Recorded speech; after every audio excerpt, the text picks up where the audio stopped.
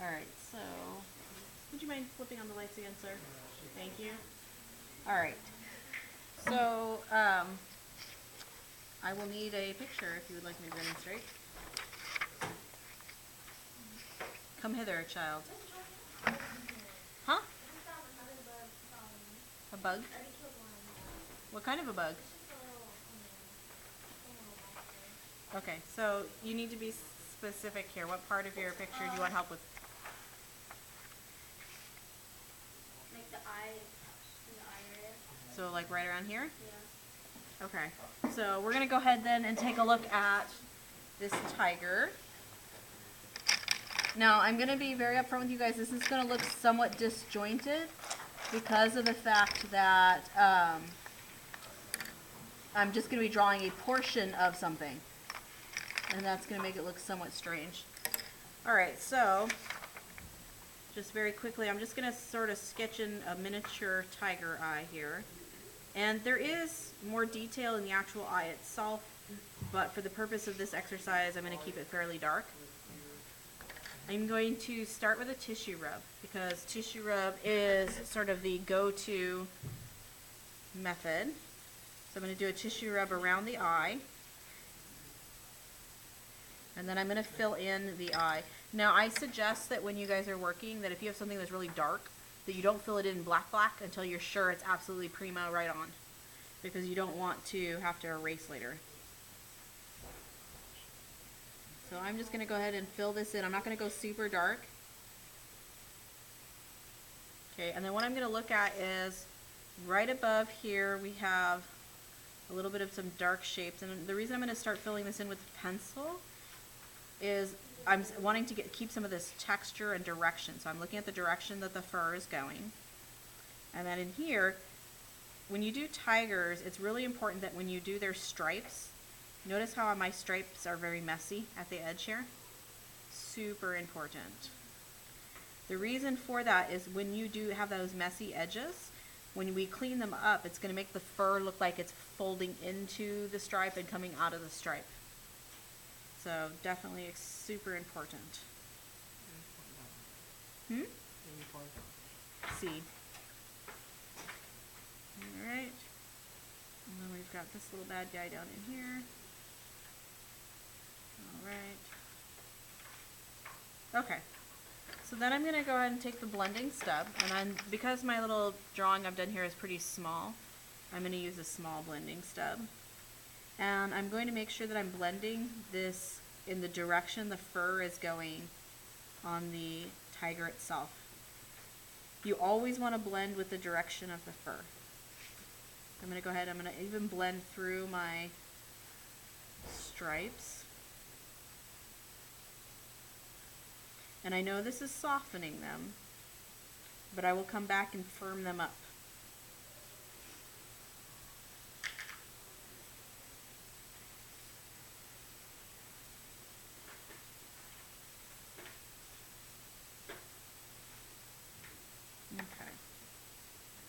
So I'm using an 8B, but you could definitely use a 6B since most of you that'll be the darkest pencil you'll have.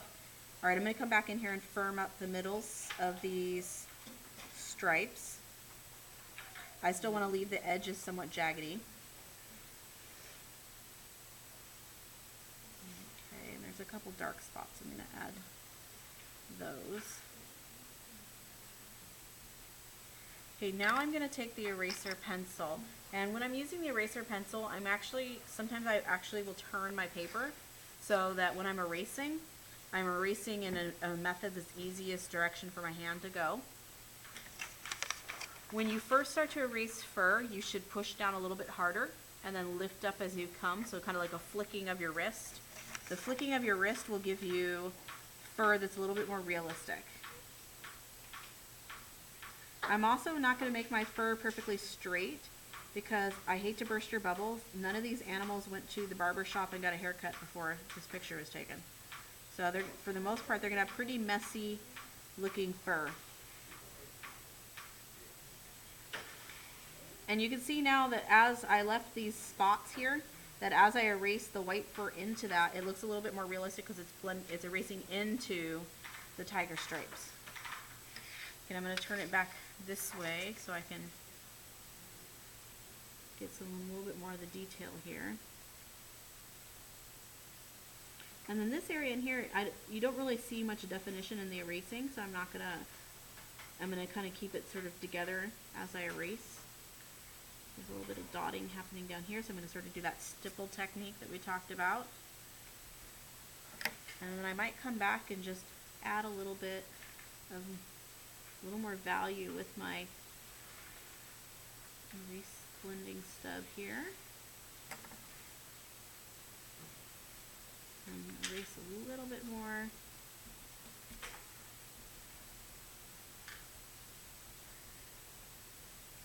And I might even choose to come back with a pencil, a little bit of a darker pencil, or firmer pencil, like a B or an HB or 2B, and just come in and add a little bit of those defining lines for some of the fur, just to help it have a little bit more definition.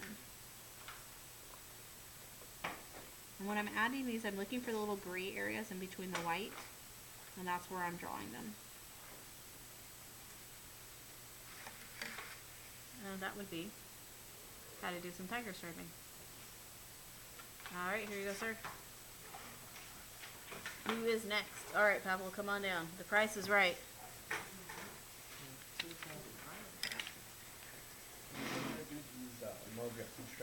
Okay. Alright, so we have a beaver here. So you can see we have a beaver, and the beaver is wet.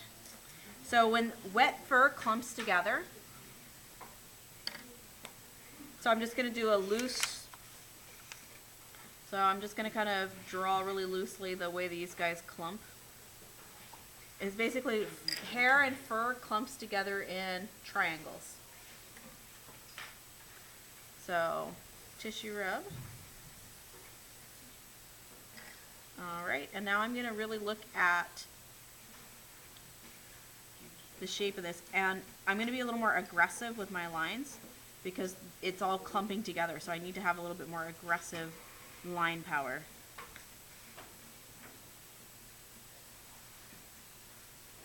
Okay, now I'm going to take the blending stub and I'm going to blend in the same direction that I was drawing.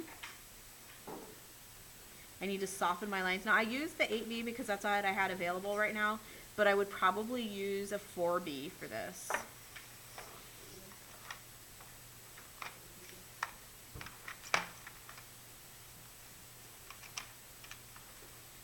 Okay. Thanks, sir. Just because I want to have a little bit, I don't want it to get as dark on some of these, so the 4B would be a little better for that. Thank you. All right, now I'm going to once again take the erasing pencil and I'm going to look at where the highlights are. And I'm going to go ahead and erase this in the same directions I see. And because the fur is clumping together, it's all coming to a point. It's a little bit easier to erase in general. I'm going to go ahead and blend some of this just a little bit more because I want it to have a softer transition. It got a little too sharp.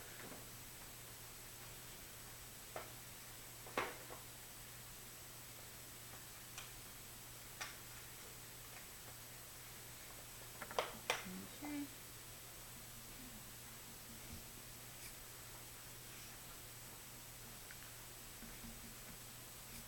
And I would basically just build my layers up from there because there's also other layers kind of underneath that are doing something similar. They might be in smaller shape, might be slightly darker, and so that's how I would build up those guys. Okay? Alright, who's next? Next! Now serving number 29. Alright, Michael.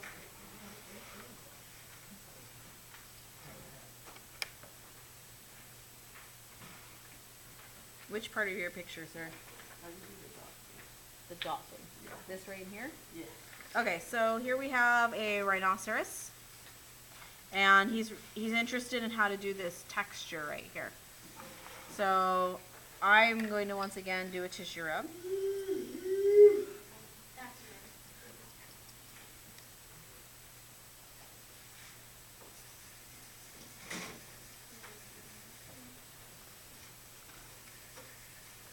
right, so I'm going to do that, and then this is one of those times when you're going to kind of do this technique where it's kind of like stippling, but not really.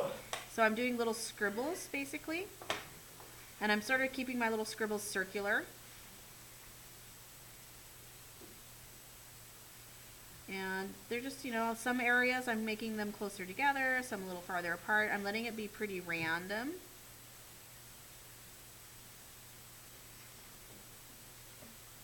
So you can see right now it's starting to look like a puffy cloud.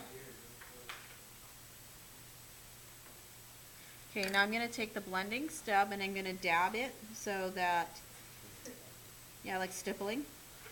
So I'm going to smooth it out a little bit so it's not as bold. Just soften it up. Okay, then I'm going to take the eraser and I'm going to basically stipple erase with my eraser. So to stipple erase, you kind of have to like push down and pull up. You have to drag it a little bit because if you just dot it, it's not going to erase. And I'm doing that in all the areas that were left light in between my scribbles.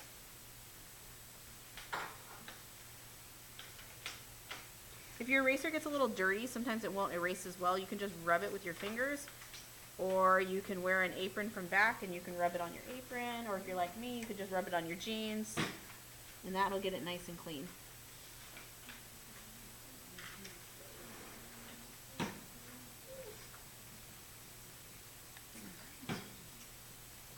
So I'm going to brighten up more of these areas.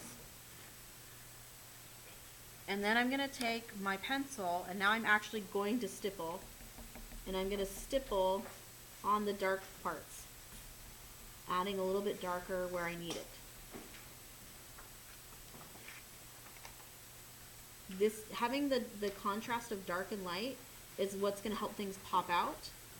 It's what allows for variety. Because once you have that really dark and that really light, the grays and everything start to bounce and play off of each other, and you're going to get more variety in your image.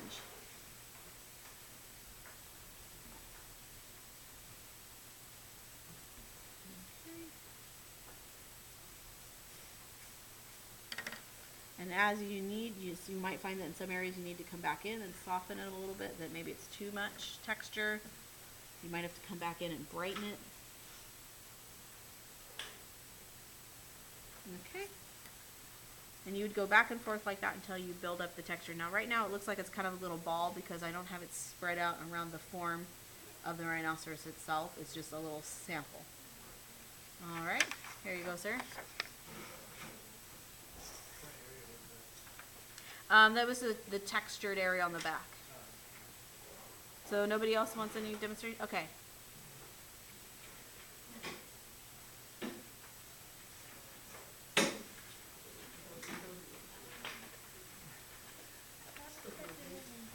The wrinkles. Okay.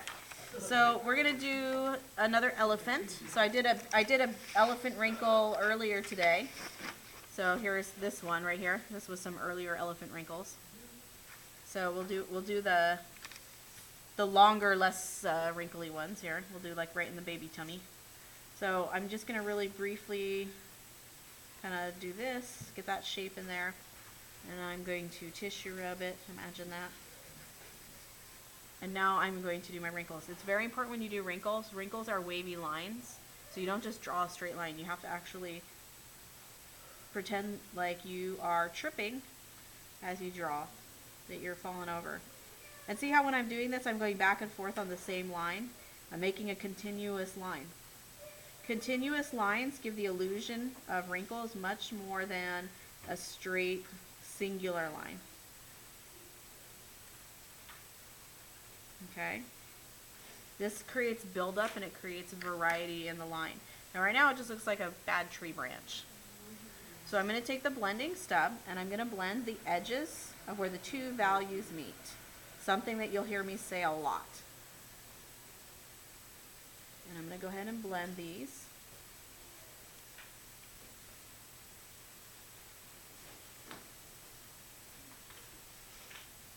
Okay. Alright, now one of the things I want you guys to notice is if you're looking at my arm, you're going to see that there's a shadow right here and there's a shadow right in here. And this middle part of my arm is where the highlight is. So when you shade a wrinkle, for the most part, most wrinkles are going to have, on each side is going to be shadowed and the middle is going to have the highlight. Not always, but for the most part. So looking at this baby elephant, that tends to be true.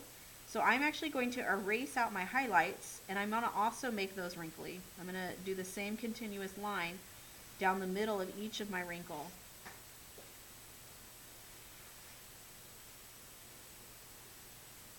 Okay. And I'm going to come back and I'm going to use the blending stub to blend where the two values meet. And this is going to create a smooth flow of these guys into each other. It's also going to create more of the texture that I'm looking for with this.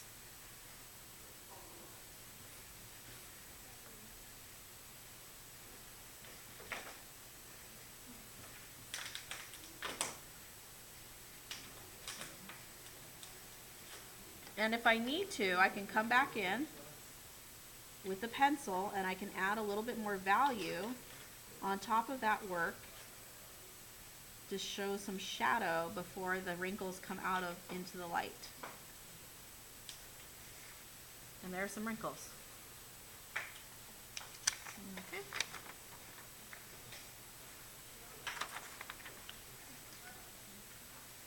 All right, anything else? Or are we good? All right, I'm going to end the recording then.